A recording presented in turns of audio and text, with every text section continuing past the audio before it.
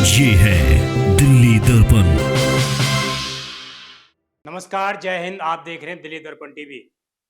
दर्शकों, हम लगातार आपको दिल्ली के बारे में अपडेट देते रहते हैं और आपको बताते रहते हैं कि किस तरीके से दिल्ली में कुछ खास नए बदलाव होने वाले हैं। आज के इस विशेष खबर में हम आपको ई रिक्शा से संबंधित खबर बताने वाले हैं। क्योंकि कुछ दिन पहले दिल्ली विधानसभा के अंदर पालम के विधायक ने एक मुद्दा उठाया था कि दिल्ली की सबसे बड़ी समस्या, दिल्ली की सड़कों पर सबसे बड़ी समस्या इस वक्त जो है वो है ई रिक्शा। अब इस मामले को संसद में भी उठाया गया है, क्योंकि दिल्ली से राज्यसभा सांसद स्वाति मालीवाल काफी चर्चा में रहती हैं, अक्सर दिल्ली के मुद्दों को उठाने का प्रयास करती हैं। और इसके अलावा जब दिल्ली इलेक्शन था तो उससे पहले वो काफी एक्टिव ग्राउंड पर दिखाई दी थी। कल जिस तरीके से पूरा देश वक्फ बिल को लेकर जो चर्चा कर रहा था संसद भवन में, उससे पहले प्रश्नकाल रखा गया था और प्रश्नकाल में स्वाति मालीवाल ने एक अहम मुद्दा उठाया। उन्होंने ई रिक्शा का मुद्दा उठाया। उन्होंने ये कहा कि इस ई रिक्शा के कारण दिल्ली की सड़कों पर सैकड़ों किलोमीटर तक जाम लगता है। हर मेट्रो स्टेशन के नीचे सैकड़ों की संख्या में ई रिक्शा है। किसी का भी किसी पर कोई कंट्रोल नहीं है। उन्होंने ये भी जानकारी दी कि ई रिक्शा के लिए कोई भी सरकारी स्पष्ट नियम नहीं है। कोई भी ई रिक्शा चला लेता है, कितने वर्ष का लड़का भी उस ई रिक्शा को चला लेता है। बल्कि एक दो पहिए चलाने वाहन को चलाने के लिए भी कम से कम 18 वर्ष न्यूनतम आयु होनी चाहिए। परंतु ई रिक्शा के लिए ऐसा कुछ भी निर्धारित नहीं है, जिसके कारण ई रिक्शा चलाने के लिए 16, 15, 18 और 17 वर्ष के युवक भी सड़कों पर मिल जाते हैं और उन ई रिक्शाओं के कारण कई दुर्घटनाएं घटित होती हैं। तो अब बड़ा सवाल इस एंकर के माध्यम से ये निकल के आ रहा है कि क्या आने वाले समय में दिल्ली के अंदर ई रिक्शा को बंद किया जाएगा? जिस तरह की प्रक्रिया ठीक दिल्ली इलेक्शन से पहले लाई गई थी, तमाम लोगों ने सड़कों पर उतरकर इसका विरोध किया था और अभी भी दिल्ली ट्रैफिक पुलिस जो अवैध रूप से ई रिक्शा चल रहे हैं, जिनके आगे नंबर नहीं है, नंबर प्लेट्स नहीं है, उनको पकड़ा जाता है। परंतु अभी भी ऐसे बहुत से ई रिक्शा हैं जो अवैध रूप से संचालित हो रहे हैं। स्वाति मालीवाल ने यह भी अपडेट दिया कि लगभग दिल्ली में रजिस्टर्ड 2.5 से 3 लाख के आसपास ई रिक्शा है, परंतु गवर्नमेंट के पास सिर्फ और सिर्फ 2 लाख तक का आंकड़ा है। उन्होंने ये भी कहा कि इस ई रिक्शा के कारण हाल ही फिलहाल में दिल्ली के अंदर 2 से 3 मृत्यु भी हो चुकी है, जिसमें एक ई रिक्शा ने एक बच्ची को टक्कर मार दी थी, उसके कारण उसकी मृत्यु हो गई।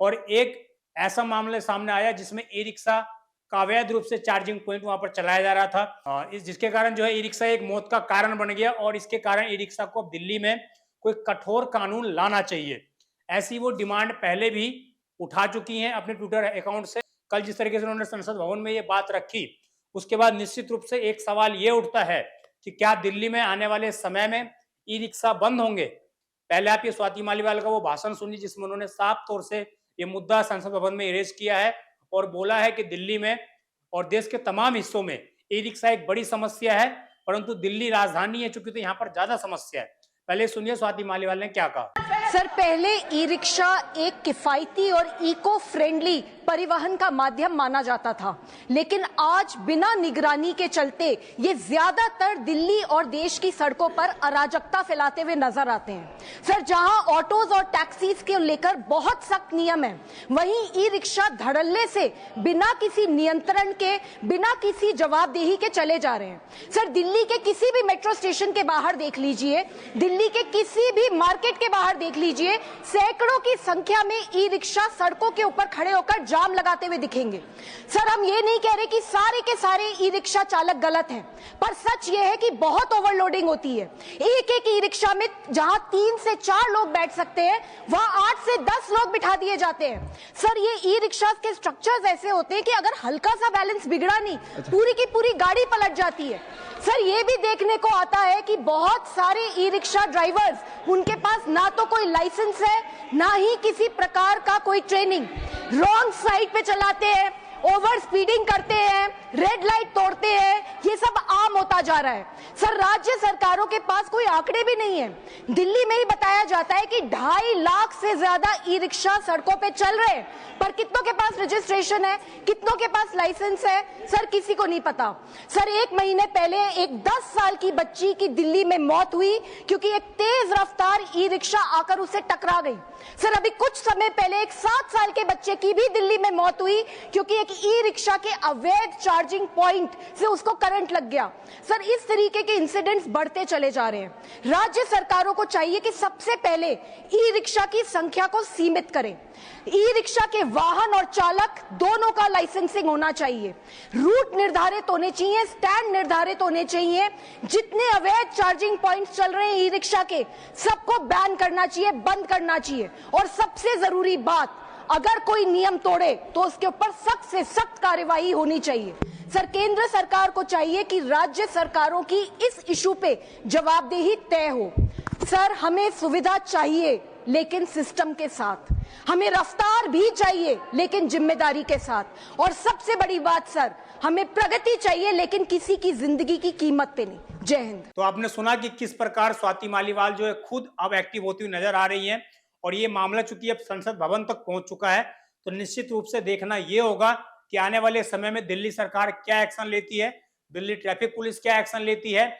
क्योंकि इससे पहले दिल्ली के विधायक, बीजेपी के विधायक पालम विधानसभा से, वो भी इस मुद्दे को दिल्ली विधानसभा में उठा चुके हैं। जैसे कि हमने पहले भी आपको दिखाया था, आज मैं फिर आपको दिखाई देता हूं कि किस प्रकार उन्होंने दिल्ली विधानसभा में मुद्दा उठाया था और बोला था कि सभी विधानसभाओं की ई रिक्शा एक बहुत बड़ी समस्या है और इसके लिए कोई कठोर नियम बनने चाहिए। सॉरी, हाउस में नहीं, कमेटी में हम लोगों ने डिसाइड किया था, क्योंकि ये जो यूडी मिनिस्टर होता है वो उस नेमिंग अथॉरिटी का वाइस चेयरमैन होता है और सीएम उसकी चेयरपर्सन होती है। सर, वो पेपर इनकी सरकार ने जो हमने तय किया, वो पेपर उसके मिल नहीं रहे, तो मैं आपके माध्यम से माननीय मंत्री जी से ये अनुरोध करना चाहूँगा कि खटीक समाज के बहुत बड़े संत हुए हैं, संत दुर्बल नाथ जी, मैं ये चाहूँगा कि पूरे भारतवर्ष में उनके नाम से कोई एक भी बिल्डिंग का नाम या किसी स्थान का नाम नहीं है। तो मैं आपसे अनुरोध करता हूँ कि आपके माध्यम से मंत्री जी उस पेपर को निकलवाएं, और पेपर अगर इन्होंने बिल्कुल गायब कर दिए अध्यक्ष जी, तो दोबारा से उनका नाम संत दुर्बल नाथ जी के नाम से किया जाए। धन्यवाद, आपने मुझे बोलने का मौका दिया। श्री कुलदीप सोलंकी जी। धन्यवाद अध्यक्ष जी।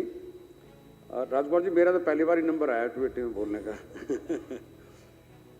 मैं आपके माध्यम से पूरे सदन का ध्यान, एक अहम मुद्दा है, वो पालम विधानसभा का ही नहीं, मुझे लगता है पूरी दिल्ली का ही है।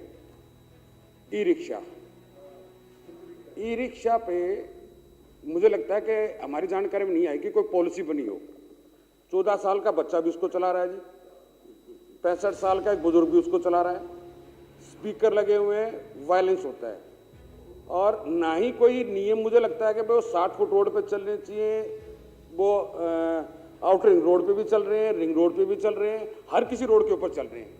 दोनों तरफ से उतरने का रास्ता है उसके अंदर, दाएं चलो बाएं चलो, कहीं से मोड़ो कहीं से ना मोड़ो। और देखने में ये भी आया है अब एक लाइसेंस के ऊपर 10-10 रिक्शा खरीदी गई है, और अभी पीछे 2-3 दिन पहले कुछ सरकारी आंकड़े भी आ रहे थे, अब 1 लाख से ऊपर ई रिक्शा अनरजिस्टर्ड है अभी। तो आपने देखा कि किस प्रकार दिल्ली विधानसभा में और देश की संसद में अब दोनों ही जगहों पर ई रिक्शा का मुद्दा जो है फिर से छा रहा है। अब देखना यह होगा कि दिल्ली की सड़कों पर इसका क्या असर होता हुआ नजर आता है। इसी तरह की तमाम अपडेट देखने के लिए आप देखते रहें दिल्ली दर्पण टीवी। आपके मन में कोई सवाल हो, कमेंट अवश्य करिएगा। मैं विजय ठाकुर, धन्यवाद। लेटेस्ट खबरों के लिए सब्सक्राइब करें हमारा YouTube चैनल या फिर लॉग ऑन करें www.delhidarpantv.com। खबरों की कवरेज और विज्ञापनों के लिए संपर्क करें।